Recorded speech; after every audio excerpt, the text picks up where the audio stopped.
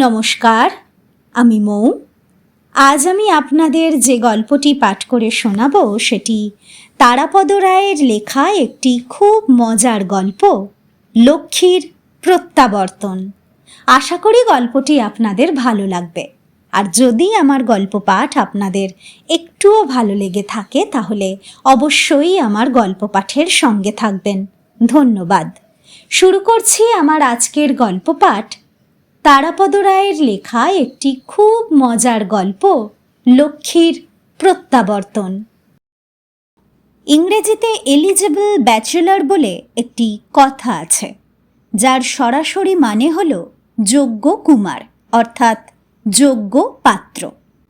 বিয়ের বাজারে সুপাত্রের এইভাবেই পরিচয় দেওয়া হয়। তবে এরপরেও আছে মোস্ট এলিজেবল ব্যাচেলর, যার মানে হলো সবচেয়ে যোগ্য পাত্র। একদা ২০-২৫ বছর আগে নবযৌবনে বিক্রমাদিত্য মিত্রকে অনায়াসে মোস্ট এলিজেবল ব্যাচেলর বলা যেত। কুলীন কায়স্থ, উচ্চ বংশ, লম্বা ফর্সা, ঠিক উত্তম কুমারের মতো দেখতে না হলেও বেশ সুদর্শন। শিবপুরের ইঞ্জিনিয়ার, ভালো রেজাল্ট। একটা বিলিতি কনস্ট্রাকশন কোম্পানিতে পাশ করতে না করতেই ভালো চাকরি। বয়স মাত্র ২৬। সুতরাং সব দিক থেকে সর্বার্থে তখন সুযোগ্য পাত্র ছিলেন বিক্রমাদিত্য।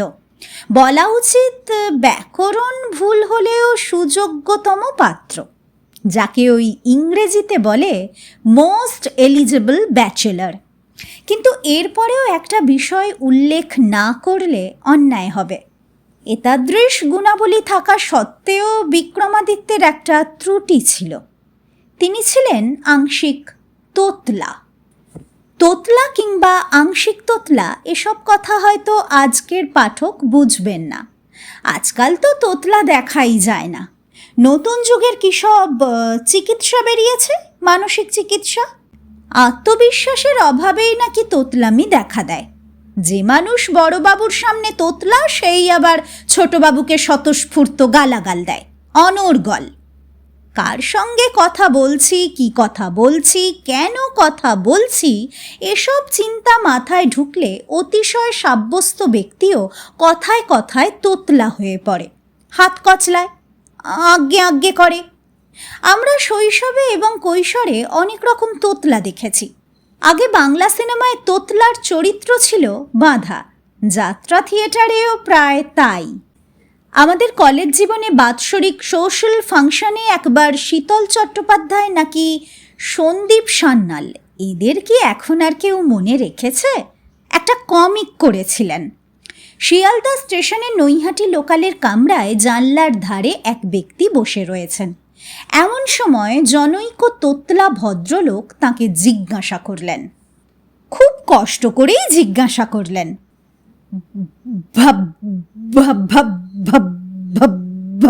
ভাই নৈহাটি? জানলার ভদ্রলোক কোনো কথা না বলে মুখ ঘুরিয়ে নিলেন। এদিকে ট্রেন ছাড়ার সময় হয়ে গেছে। এই ব্যাপার দেখে পাশের এক ভদ্রলোক দয়াপরবশ হয়ে গলা চড়িয়ে বললেন, হ্যাঁ হ্যাঁ হ্যাঁ, নৈহাটি, উঠে পড়ুন। তারপর সেই নীরব জানলাধারীকে বললেন, আপনি তো আশ্চর্য লোক মশাই, হ্যাঁ, ট্রেনটা যে নৈহাটি যাচ্ছে এ কথা বলতে কি খুব কষ্ট হচ্ছিল? ভদ্রলোক বললেন, খুব কষ্ট। আমি তোতলা। পরে বোঝা গেল এই বুদ্ধিমান। তোতলা অন্য তোতলার সঙ্গে কথা বলেন না, পাছে সে ভাবে যে সে তাকে ভেঙাচ্ছে। এটা তার অভিজ্ঞতা। ইতিপূর্বে অপরিচিত তোতলার সঙ্গে বাক্যালাপ করতে গিয়ে তিনি একাধিকবার নির্যাতিত হয়েছেন। তোতলা বৃত্তান্ত একটু দীর্ঘ হয়ে যাচ্ছে, কিন্তু এ গল্পে তার প্রয়োজন আছে। তবু গল্পেই ফিরে যাচ্ছি। তার আগে সামান্য একটু বাঁয়ে। বাঁয়ে মানে কমিউনিস্ট নেতা নাম্বুদ্রিপাদ এই তীক্ষ্ণধী দক্ষিণ ভারতীয় ব্রাহ্মণ সুবক্তা ছিলেন এবং তোতলা ছিলেন। বক্তৃতার মধ্যে কদাচিৎ তোতলামি করেছেন, তবে করতে হলে দ্বিধা করতেন না। একদা এক দুঃসাহসী অর্বাচীন সাংবাদিক এই নেতাকে প্রশ্ন করেছিলেন, স্যার, আপনি বোধহয় একটু তোতলান। সুরসিক নাম্বুদ্রিপাত মৃদু হেসে জবাব দিয়েছিলেন, সবসময় নয়, শুধু যখন কথা বলি তখন। ওই ২৬ বছর বয়সেই বিয়ে হয়েছিল তখনকার সুযোগ্যতম পাত্র বিক্রমাদিত্য মিত্রের। রীতিমতো পাল্টি ঘরে সম্বন্ধ করে কনে দেখে শুভ দিনে শুভ লগ্নে শুভ বিবাহ। কন্যার নাম রাজলক্ষ্মী, কন্যা রূপে লক্ষ্মী, গুণে সরস্বতী। শ্রীরামপুরের বনেদি বংশের মেয়ে, শৈশবে মাতৃহীনা হয়ে দিল্লিতে মাতুলালয়ে মানুষ হয়েছে। বিয়ের বেশ কিছুদিন আগে শ্রীরামপুরে চলে আসে, সেখান থেকেই বিয়ে হয়। এর আগেই আবাল্য দিল্লিতে মাতামহীর উদার প্রশ্রয়ে রাজলক্ষ্মীর একটু অদ্ভুত ধরনের মেজাজ তৈরি হয়। আদুরে বড়লোকের মেয়েরা এরকম হয়, যা ভাবা তাই করা, সঙ্গে সঙ্গে করা রাজলক্ষ্মীর আদুরে চরিত্রের প্রধান বৈশিষ্ট্য। শ্রীরামপুরের বাড়িতে এসে রাজলক্ষ্মী একটি হিংস্র চেহারার হুলো বেড়ালকে আদর যত্ন করে পোষ মানায়। বেড়ালটি সাদা কালো রঙের এবং নিশ্চয়ই খুব ঝগড়াটে এবং মারামারি পরায়ণ, যার প্রমাণ হলো তার একটি কান কাটা এবং লেজের কিয়দংশ ছেঁড়া। এই বেড়ালের নাম হুলো ঝুলো। এই হুলো ঝুলোই কিন্তু কাল হলো। বিয়ের পর নববধূ যে শুধু শাড়ি, গয়না, বাসনকোসন, বিছানাপত্র নিয়েই এলো তা নয়, তার সঙ্গে কোলে চড়ে এই হুলো ঝুলো বিক্রমাদিত্যের বাড়িতে এলো। প্রবীণারা বধূমাতাকে বরণ করতে গিয়ে দেখলেন নববধূর সঙ্গে একটি হুলো বেড়ালকেও বরণ করে নিতে হচ্ছে। রাজলক্ষ্মীর আঁচলের নিচেই হুলো ঝুলো ছিল। বিক্রমাদিত্যের বৃদ্ধা পিসিমা যখন আদরণীয়া বৌমাকে ধান দুর্বা দিয়ে আশীর্বাদ করে চিবুকে একটি আলতো চুমু খেতে গেলেন, তখন হুলো ঝুলো ফাঁস করে উঠে বৃদ্ধার গলদেশে আঁচড়ে দিল। ঘটনার আকস্মিকতায় তিনি মাথা ঘুরে পড়ে গেলেন। হই হই কাণ্ড। কেউ ডাক্তার ডাকতে গেল, কেউ টিটেনাস ইঞ্জেকশন কিনতে গেল। বিক্রমাদিত্যের অতি সাবধানী পিতৃদেব কয়েক হাজার নগদ টাকা দিয়ে বিক্রমাদিত্যের এক মামাকে অর্থাৎ তাঁর এক শালাকে পাঠালেন যে কটা পারা যায় অ্যান্টিরেবিজ ইঞ্জেকশন কিনতে। জলাতঙ্ক রোগের এই ওষুধ সবসময় পাওয়া যায় না। ঘটনার আকস্মিকতায় বিয়ের জোরের দক্ষিণ প্রান্তে বিক্রমাদিত্য হতভম্ব হয়ে দাঁড়িয়ে, রাজলক্ষ্মী নির্বিকার। আর এর মধ্যে হুলো ঝুলো আর এক কাণ্ড করেছে। পিসিমাকে আঁচড়ে দিয়েই রাজলক্ষ্মীর কোল থেকে এক লাফে নেমে সামনের দিকে এগিয়ে গেছে। সেখানে একটি নতুন কাঁসার থালায় কপালে সিঁদুরের ফোঁটা মাঙ্গলিক জোড়া ইলিশ নববধূকে অভ্যর্থনা করার জন্য সাজানো ছিল। শুঁকে শুঁকে সেই থালার কাছে গিয়ে একটি ইলিশকে লেজ ধরে টানতে টানতে হুলোঝুলো তখন রাস্তার দিকে নিয়ে যাওয়ার চেষ্টা করছিল। এই দেখে বাড়ির পুরনো চাকর নীলমণি একটা লাঠি দিয়ে হুলোঝুলোর পিঠে মারল এক ঘা। লাঠি হুলোঝুলোর পিঠে পড়তে দুটি কাণ্ড ঘটল। হুলোঝুলো লেজ উঁচু করে এক দৌড়ে বাড়ির মধ্যে ঢুকে দোতলায় উঠে গেল এবং প্রাণপ্রতিম হুলোর এই নির্যাতন দেখে নববধূ রাজলক্ষ্মী, আমার হুলো, আমার হুলোঝুলো বলতে বলতে চোখ উল্টিয়ে ভূমিতলে শায়িতা পিসি শাশুড়ির কোলের উপর গিয়ে পড়ল। সেই সঙ্গে জোরে বাঁধা বিক্রমাদিত্য হুমড়ি খেয়ে পড়ল দুজনেরই উপরে। কেলেঙ্কারি কাণ্ড। শুধু বাড়ির লোকজন নয়, আশেপাশের পাড়া প্রতিবেশী, রাস্তার লোকজন সবাই ছুটে এসে কি হয়েছে কিছু বুঝতে না পেরে শোরগোল আরও বাড়িয়ে দিল। ব্যাপারটা কোথায় গড়াতো তা বলা কঠিন, তবে বিক্রমাদিত্যের জ্যাঠামশাই প্রেমাদিত্যবাবু স্থিতধী মানুষ, কলেজে অঙ্কের অধ্যাপক। তিনি বললেন, যা হবার তা হয়েছে, আগে নতুন বউকে ঘরে তোলো। বৌমা আমাদের একাধারে মা লক্ষ্মী ও ষষ্ঠী, একেবারে বেড়াল বাহন নিয়ে এসেছেন। দোতলায় উঠে দেখা গেল হুলো ঝুলো দোতলার একটা ঘরের সামনে নিশ্চিন্তে ঘুমোচ্ছে। তাকে দেখে রাজলক্ষ্মীর কান্না থামল। সে হুলো ঝুলোকে কোলে নিয়ে চোখের জল মুছতে লাগল। হুলো ঝুলো কিন্তু নির্বিকার। এর পরের ঘটনাবলী আরও বিচিত্র এবং রোমাঞ্চকর। এ কাহিনীতে তার প্রয়োজন নেই। আবার পরের দিন ফুলশয্যার রাতে যাচ্ছি। ফুলশয্যার দিন খাওয়া দাওয়া মিটিয়ে অতিথি অভ্যাগতদের বিদায় করে বিক্রমাদিত্য যখন শোয়ার ঘরে প্রবেশ করল, তখন সে যা দেখল তা দেখে তার মাথায় রক্ত চড়ে গেল। এমন একটি সুন্দর স্বপ্নের রাত।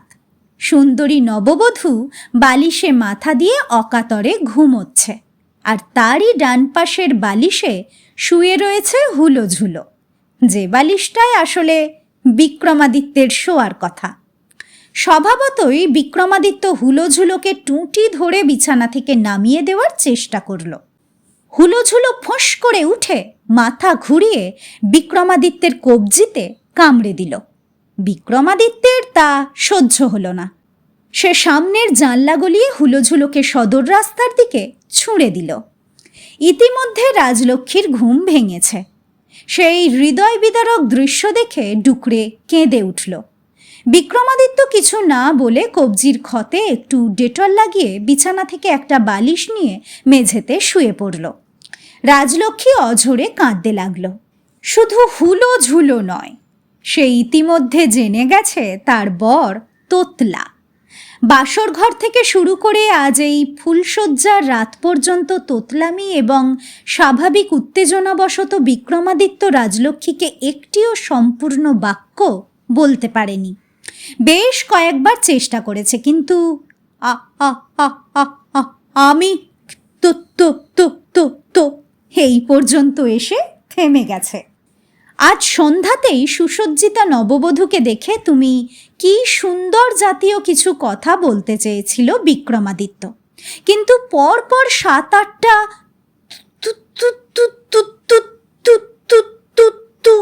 করা ছাড়া এগোতে পারেনি।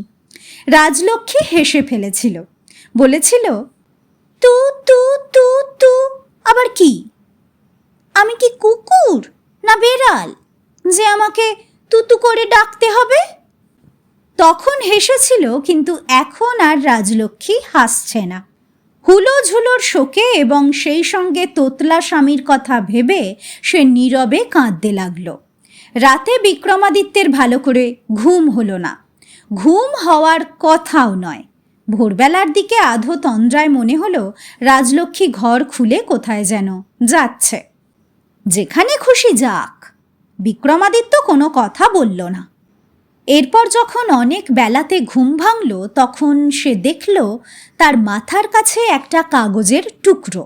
তাতে লেখা, আমি হুলো ঝুলোকে খুঁজতে চললাম, তাকে না পাওয়া পর্যন্ত ফিরছি না।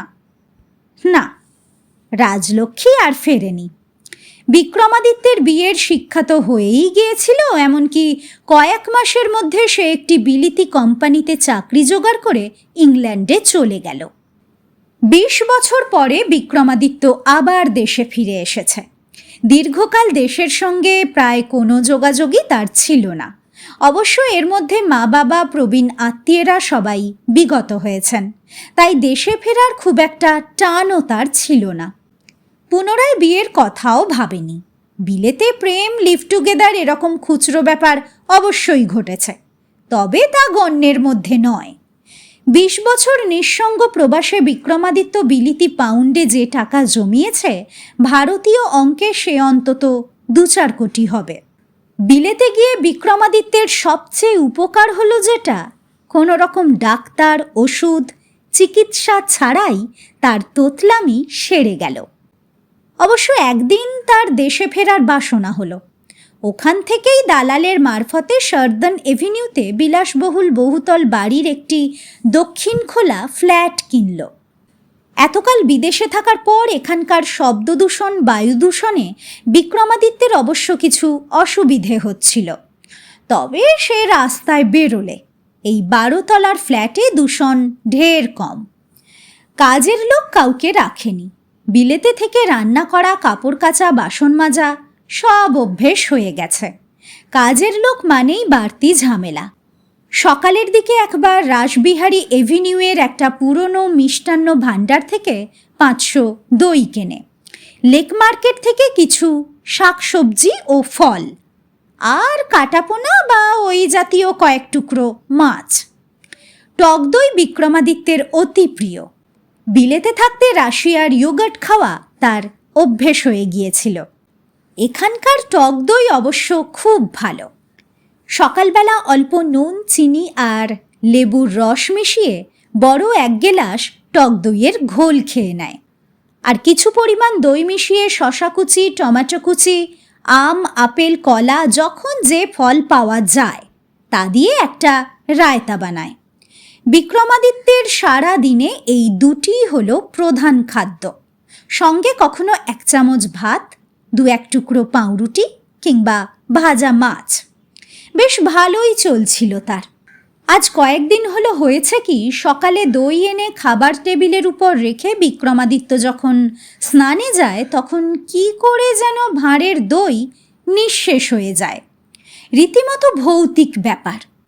রহস্যটা কিছুতেই উন্মোচন করতে পারে না বিক্রমাদিত্য। এসব দিনে তাকে প্রায় অভুক্তই থাকতে হয়, আর বেরিয়ে গিয়ে দই কিনে আনতে ইচ্ছে করে না। কিন্তু একদিন ব্যাপারটা ধরা পড়ল। বাথরুমে স্নান করতে সবে ঢুকেছে বিক্রমাদিত্য।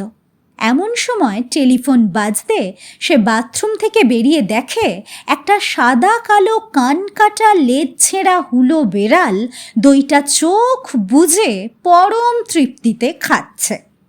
তাকে দেখেই বিড়ালটা দৌড়ে গিয়ে জানলা দিয়ে মহাশূন্যে একটা লাফ দিল।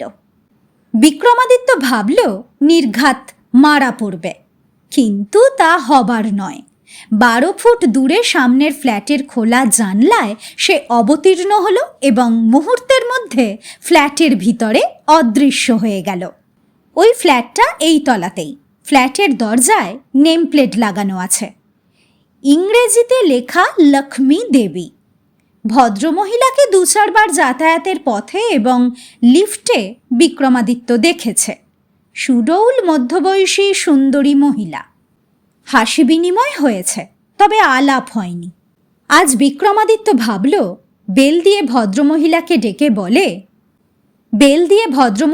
ডেকে বলে আসে যে আপনার বেড়াল সামলান, সে দৈনিক আমার দই খেয়ে যায়। তারপর ভাবল কি দরকার, কাল থেকে দই ফ্রিজেই রেখে দেব, বেড়াল তো আর সেখান থেকে খেতে পারবে না। কিন্তু এর পরেও মাঝে মধ্যে গোলমাল হতেই লাগলো। বেড়ালের সাহস বেড়ে গেছে। মাঝে মধ্যে জানলা দিয়ে ঢোকে, ভুল করে দই টেবিলে রাখলেই নিঃশব্দে মুহূর্তের মধ্যে এসে খেয়ে যায়। একদিন কি ভেবে রাসবিহারী অ্যাভিনিউয়ের যে দোকান থেকে সে নিয়মিত দই কেনে সেই প্রবীণ দোকানিকে বিক্রমাদিত্য তার সমস্যা বলল। বিচক্ষণ মিষ্টান্ন বিক্রেতা সব শুনে খুব গম্ভীর হয়ে বললেন, এটা কোনো সমস্যাই নয়।